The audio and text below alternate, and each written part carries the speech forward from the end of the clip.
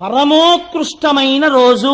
ఏ రోజు నీ జీవితంలో ఈ యజ్ఞవరాహం విన్నావో అదే నీ జీవన యాత్రలో కొన్ని కోట్ల కోట్ల జన్మలలో పరమోత్కృష్టమైన రోజు.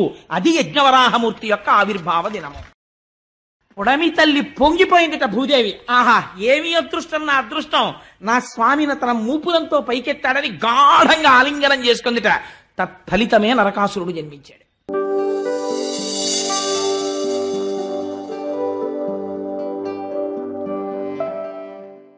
మనకి యజ్ఞవరాహమూర్తిని ఎక్కడైనా ఫోటో కానీ ఏదైనా చూసినప్పుడు ఒక పంది స్వరూపాన్ని వేసి దాని మూపు మీద రెండు కోరల మధ్యలో భూమిని ఎత్తుతున్నట్టుగా వేస్తారు కదండి. కానీ అలాగా ఉండరు పరమాత్మ. యజ్ఞవరాహమూర్తి అంటే ఎవరో తెలుసా అండి? యజ్ఞవరాహమూర్తి యొక్క వర్ణన విన్నా, యజ్ఞవరాహమూర్తి యొక్క ఆవిర్భావమును విన్నా ఉత్తర క్షణంలో కొన్ని కోట్ల జన్మల పాప సంచయము దగ్ధమైపోయి కృష్ణ భక్తి కలుగుతుంది. ఇందుచేత విష్ణు సహస్రనామ స్తోత్రంలో ఒక నామం ఉంది.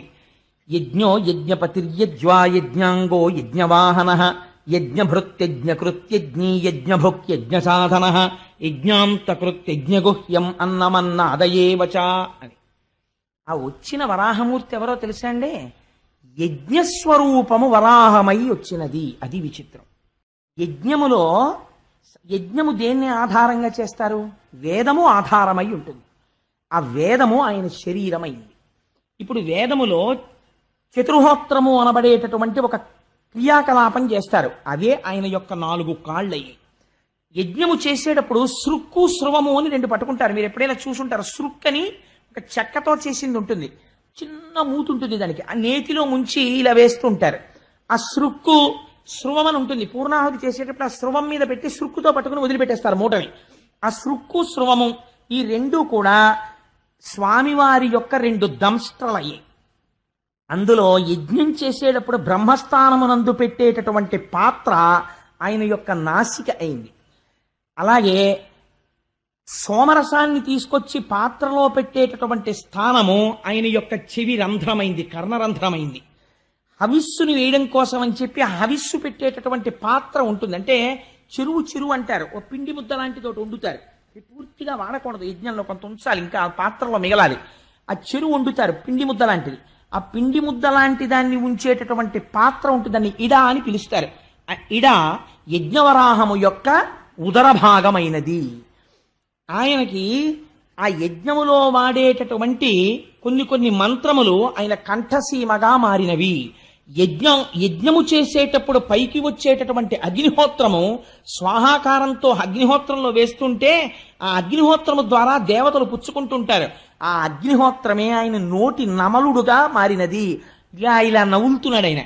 ఇలాంటి స్వరూపంతో యజ్ఞము యొక్క స్వరూపము వరాహ స్వరూపమును పొందినది. వరాహం అంటే ఏమిటో తెలుసా అండి? పరమోత్కృష్టమైన రోజు. ఏ రోజు నీ జీవితంలో ఈ యజ్ఞవరాహం విన్నావో అదే నీ జీవన యాత్రలో కొన్ని కోట్ల కోట్ల జన్మలలో పరమోత్కృష్టమైన రోజు. అది యజ్ఞవరాహమూర్తి యొక్క ఆవిర్భావ దినము. కాబట్టి ఇటువంటి స్వరూపంతో ఆయన దర్శనమిచ్చాడు. దర్శనమిచ్చి పెద్ద హుంకారం చేశాడు. ఆ హుంకారం విని ఋషులు ఒక్కసారి ఆశ్చర్యపోయారు. ఎక్కడిది ఈ హుంకారం అనుకున్నారు. స్వామి వంక చూశారు. గుర్ర్ గుర్ర్ గుర్ర్ అని శబ్దం చేస్తున్నాడు. అలాగే వర్ణించారు వ్యాసుల వారు. పెద్ద శబ్దం చేస్తూ అడుగులు తీసి అడుగులు వేస్తూ నడుస్తోంది ఆ యజ్ఞవరాహం. ఇప్పుడు ఆయన్ని స్తోత్రం చెయ్యాలి. ఎక్కడి నుంచి స్తోత్రం చేస్తారు? అందుకని ఋగ్వేదంలోంచి, యజుర్వేదంలోంచి, సామవేదంలోంచి ఋషులందరూ నిలబడి సూక్తములను వల్లిస్తున్నారు. వల్లిస్తూ ఆ యజ్ఞవరాహానికి నమస్కారం చేస్తున్నారు. ఆ యజ్ఞవరాహం అడుగులు తీసి అడుగులు వేస్తూ సముద్రంలోకి ప్రవేశించి తన నాసికతోటి, తన ఆ మూపుతోటి కెలుకుతోంది. దేనికి? పృథివికి వాసన ఉంటుంది. అందుకని వాసన బట్టి పట్టుకుందాం భూమి ఎక్కడ పడిపోయిందోనని ఆ నీటిలో వెతుకుతోంది. వెతుకుతున్నప్పుడు ఆ మూపురానికి తగలటం లేదు. భూమి నీటితో నిండిపోతోంది ముఖమంతాను. ఒక్కసారి పైకెత్తి ఆ నెయ్యి, యజ్ఞంలో వాడే నెయ్యి ఆయన కన్ను, ఒక్కసారి ఆ కనురెప్పలు పైకెత్తి చిట్లించి ఇటు అటు గుర్రమంటూ మెడ విప్పుతోంది, మెడ విసురుతోంది. విసిరినప్పుడు ఆ జూల్లోంచి నీళ్లు లేచి పడుతున్నాయి. మహర్షులు, చతుర్ముఖ బ్రహ్మ అందరూ వెళ్ళి దాని కింద తలబెట్టారు.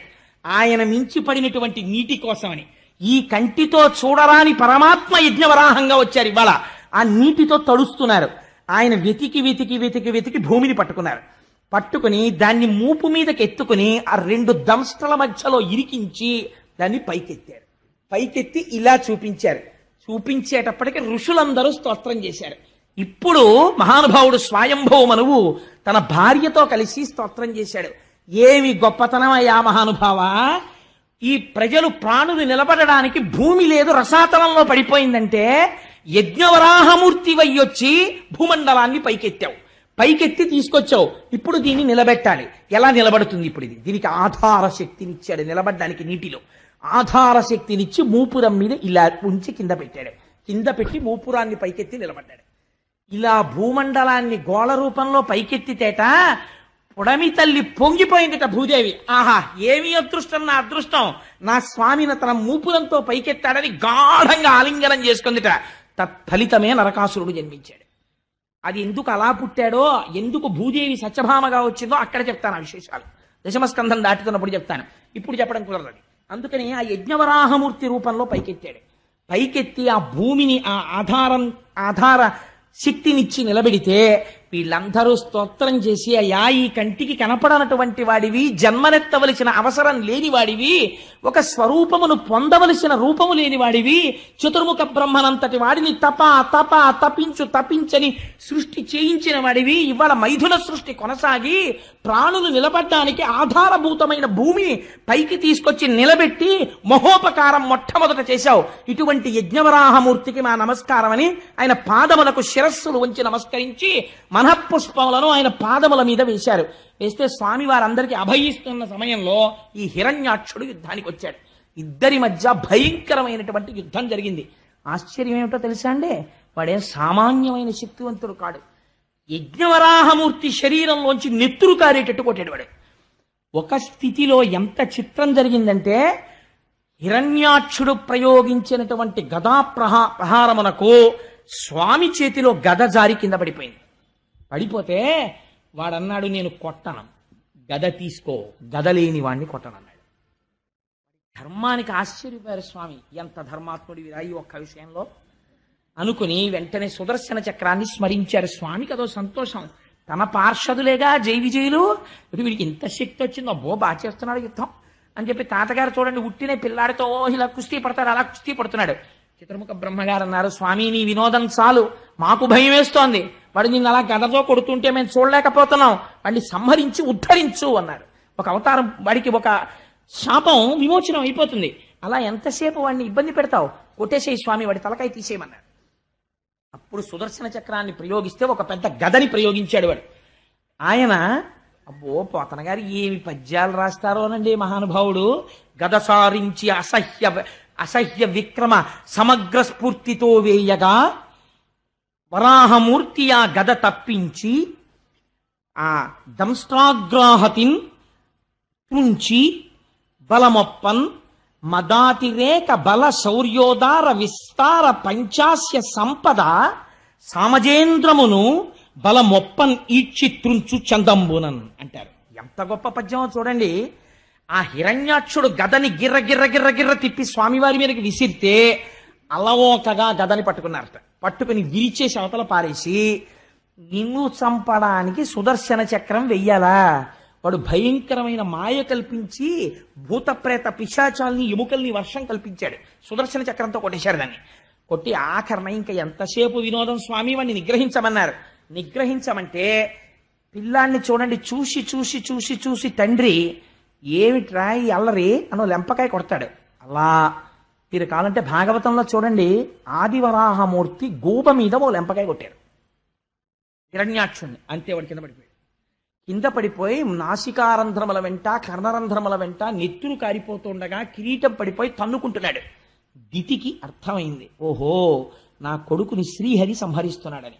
ఆవిడ స్తన్యములలోంచి రక్తము స్రవించింది.